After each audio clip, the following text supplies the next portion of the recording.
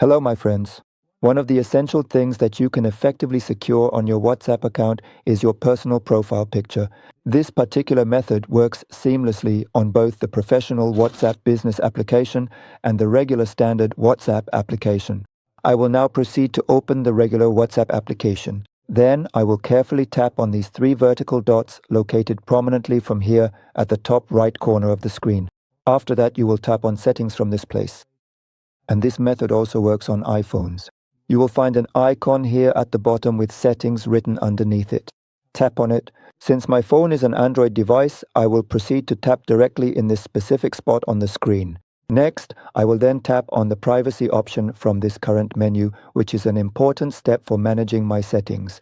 If your phone is currently set in another language, please remember the precise locations and the specific icons you will need to navigate to. I will carefully tap in this particular spot.